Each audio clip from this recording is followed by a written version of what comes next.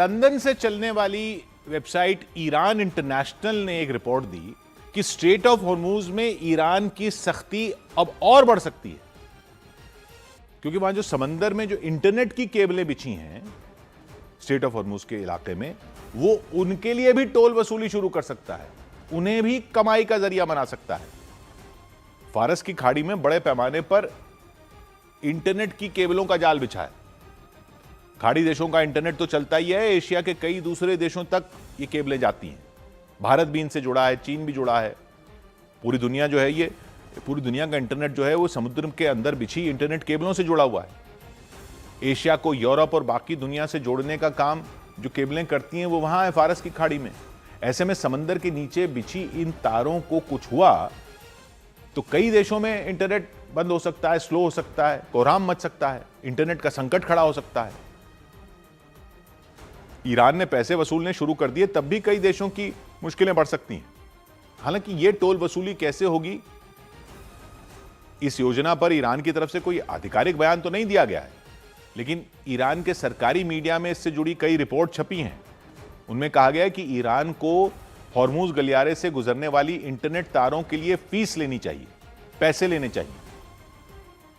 जिसे ईरान ने straight of Hormuz से निकलने वाले जहाजों के लिए भी जो टोल का प्रस्ताव रखा था, तेल ढोने वाले जहाजों के लिए, गैस ढोने वाले जहाजों के लिए, दूसरा जरूरी सामान ले जाने वाले जहाजों के लिए, तो कुछ रिपोर्ट में दावा किया गया था कि ईरान की आईआरजीसी सेना तो टोल की वसूली शुरू भी कर चुकी है, जहाजों से मोटी रकम ले रही है। जो हॉर्मूज गलियारे से आना जाना कर रहे हैं उनसे कई रिपोर्ट कह रही हैं कि वसूली हो रही है। तो इसी तरह का टोल अंडर सी केबल, समुद्र के नीचे बिछी इंटरनेट केबलों के लिए भी लगाने की चर्चा तेज हो गई। ईरान की तस्नीम न्यूज एजेंसी ने भी एक रिपोर्ट छापी कि कई देशों की इंटरनेट तारें ईरान की समुद्री सीमा से गुजरती हैं, लेकिन इसका ईरान को कोई फायदा नहीं मिलता। इन केबलों के जरिए ईरान अच्छी खासी कमाई कर सकता है, क्योंकि फारस की खाड़ी में इंटरनेट केबलों का जो जाल बिछा है उससे खाड़ी के सभी देश जुड़े हैं। इराक भी जुड़ा है, कुवैत भी जुड़ा है, बहरीन भी, कतर भी, यूएई भी, सऊदी अरब भी, ओमान भी। ये केबल हॉर्मूज गलियारे से निकलने के बाद भारत समेत एशिया के दूसरे देशों तक भी जाती हैं। ऑस्ट्रेलिया और यूरोप भी इन तारों से जुड़े हैं। दुनिया का लगभग 97% इंटरनेट समुद्र के नीचे बिछी तारों से ही चलता है। सारे कंप्यूटर, सर्वर, टावर इन्हीं से जुड़े हुए हैं। ये तारें पूरी दुनिया के इंटरनेट और बैंक ट्रांसफर से लेकर कई सारी चीजों को जोड़ती हैं। और ईरान वहां पर बैठा है जहां से बहुत सारी इंटरनेट केबलें गुजरती हैं, यानी स्ट्रेट ऑफ हॉर्मूज से। तो इस समुद्री गलियारे पर बीते 2 महीने से ईरान की आईआरजीसी सेना ने कब्जा जमा रखा है। तो ईरान की मीडिया ने रिपोर्ट दी कि आईआरजीसी स्ट्रेट ऑफ हॉर्मूज में सख्ती और बढ़ा सकती है। अब इंटरनेट तारों के जरिए भी कमाई शुरू कर सकती है। और 3 कदम सुझाए गए हैं इसके लिए। पहला, ईरान को उन कंपनियों से टोल वसूलना चाहिए जो समुद्र के नीचे बिछी इंटरनेट केबलों का इस्तेमाल करती हैं। दूसरा, माइक्रोसॉफ्ट, अमेजॉन और फेसबुक समेत सभी बड़ी कंपनियों को, मेटा जो है उसकी सभी बड़ी कंपनियों को मजबूर किया जाना चाहिए कि वो ईरान के बनाए नियमों का पालन करें। और तीसरा कदम यह कि इन तारों की मरम्मत का पूरा काम ईरान की कंपनियों को ही दिया जाए जब कभी मरम्मत का इशू आए। तो कहा जा रहा है ऐसा हुआ तो ईरान हर साल लाखों करोड़ों की कमाई कर सकता है। हालांकि इंटरनेट तारों से यह टोल वसूली वाली चर्चा ईरान के सरकारी मीडिया ने शुरू की। ईरान की सरकार या वहां की सेना ने ऐसा कोई बयान नहीं दिया। पुतिन ने एक ऐसा ऐलान कर दिया कि यूरोप से लेकर अमेरिका तक खलबली मच गई। यूक्रेन से युद्ध जारी है। इस बीच रूस के राष्ट्रपति पुतिन ने ऐलान कर दिया कि रूस की सबसे विनाशकारी बैलिस्टिक मिसाइल को जल्द ही सेना के हवाले कर दिया जाएगा। उसे हमले के लिए तैनात कर दिया जाएगा। सरमात नाम बताया जा रहा है मिसाइल का।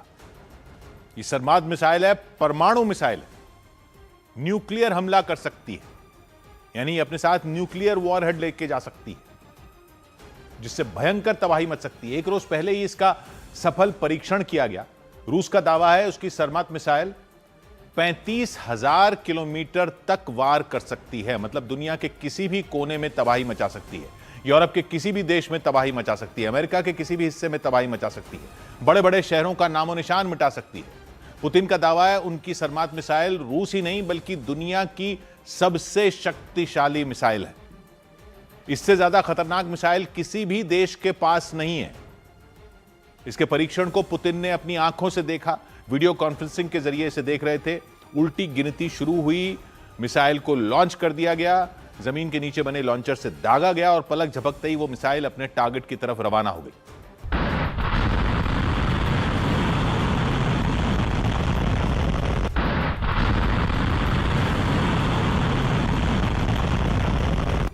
शर्मात मिसाइल को रूस के अर्खानगेल्स्क प्रांत से लॉन्च किया गया। यह प्रांत रूस के उत्तर पश्चिमी हिस्से में है, फिनलैंड वाले बॉर्डर के पास। वहां से उड़ान भरने वाली शर्मात मिसाइल को रूस के दूसरे छोर पर गिराया गया, हजारों किलोमीटर दूर कमचातका प्रायद्वीप के पास। रूस के पूर्वी कोने पर आकर गिरी वो मिसाइल। अर्खानगेल्स्क प्रांत से कमचातका प्रायद्वीप की दूरी 6000 किलोमीटर है। रूस का दावा है शर्मात मिसाइल ने 6000 किलोमीटर की दूरी महज 15 मिनट में तय कर ली और कमचातका प्रायद्वीप के नजदीक उसी ठिकाने पर वो गिरी जो पहले से तय किया गया था, उसी टारगेट पर लगी, एकदम सटीक वार किया उसने। पुतिन ने कहा परमाणु मिसाइल शर्मात के सबसे आधुनिक वर्जन का परीक्षण सफल रहा। मिसाइल की खूबियां, उसकी ताकत के बारे में जानकारी दी और कहा कि शर्मात मिसाइल 25,000 किलोमीटर प्रति घंटा की रफ्तार से दुश्मन पर हमला कर सकती है, बिजली की रफ्तार से वार कर सकती है और रेंज इसकी 35,000 किलोमीटर से भी ज्यादा बताई गई। यानी 35,000 किलोमीटर के दायरे में आने वाले किसी भी टारगेट को यह बैलिस्टिक मिसाइल बर्बाद कर सकती है। शर्मात की सबसे बड़ी खासियत यह कि यह मिसाइल एक साथ 10 से 15 परमाणु बम लेकर उड़ सकती है एक साथ। कहा जाता है कि रूस की यह मिसाइल किसी छोटे मोटे देश पर गिर जाए तो दुनिया के नक्शे से देश का नामो निशान मिट जाए। यानी रूस की यह मिसाइल अगर एक बार चल जाए तो फिर भयंकर तबाही से उसे कोई नहीं बचा सकता। पुतिन ने दावा किया शर्मात न्यूक्लियर मिसाइल में जो बारूद भरा जाता है वो पश्चिमी देशों की मिसाइलों के बारूद से 4 गुना ताकतवर है, मतलब 4 गुना ज्यादा तबाही मचाने की ताकत होती है। यह बैलिस्टिक मिसाइल रेडार सिस्टम को तो चकमा दे ही सकती है जिस स्पीड से यह जा रही है। रूस का दावा है उसकी शर्मात मिसाइल को दुनिया का कोई भी रेडार सिस्टम पकड़ ही नहीं सकता, एयर डिफेंस सिस्टम उसके हमले को रोक ही नहीं सकता। एक बार लॉन्च हो गई तो फिर दुश्मन की बर्बादी तय है। परमाणु बम भी दागा जा सकता है इससे। तो परमाणु मिसाइल के परीक्षण के बाद पुतिन ने यह भी बताया कि वो हमले के लिए पूरी तरह तैयार है और कुछ महीनों में ही उसकी तैनाती कर दी जाएगी सेना में। और पुतिन के इस ऐलान ने यूक्रेन ही नहीं बल्कि जंग में उसकी मदद करने वाले पश्चिमी देशों को भी हिलाकर रख दिया, क्योंकि रूस यह दावा करता है कि शर्मात मिसाइल के एक ही प्रहार से ब्रिटेन और फ्रांस जैसे देश दुनिया के नक्शे से मिट सकते हैं। अमेरिका का कोना कोना इसकी रेंज में है। मॉस्को और अमेरिका की राजधानी वॉशिंगटन डीसी के बीच करीब 8,000 किलोमीटर का फासला है। रूस की शर्मात मिसाइल 35,000 किलोमीटर तक हमला कर सकती है, यानी अमेरिका का चप्पा चप्पा इसकी पहुंच से दूर नहीं है। जबकि यूरोप में तबाही मचाना तो इसके लिए मिनटों का खेल साबित हो सकता है, क्योंकि यूरोप के देश तो अमेरिका के मुकाबले रूस की धरती के ज्यादा नजदीक हैं। इनमें यूक्रेन का पड़ोसी पोलैंड है, जर्मनी भी है, ब्रिटेन भी है, फ्रांस भी है, इटली है, नॉर्वे है, डेनमार्क है। ये वो देश हैं जो युद्ध की शुरुआत से ही यूक्रेन के पाले में खड़े हैं, उसे हथियारों की मदद पहुंचाते रहे हैं ताकि वो रूस से लड़ सके। इसीलिए पुतिन इन देशों पर आग बबूला रहते हैं, कई बार उन्हें धमकियां भी दे चुके हैं। माना जा रहा है कि शर्मात मिसाइल की तैनाती का ऐलान करके भी पुतिन ने पश्चिमी देशों को कड़ी चेतावनी दे डाली, यह बताने की कोशिश की कि अगर उन्होंने यूक्रेन को दी जा रही मदद पर रोक नहीं लगाई तो जरूरत पड़ने पर रूस अपनी सबसे ताकतवर मिसाइल का इस्तेमाल करने से भी नहीं चूकेगा।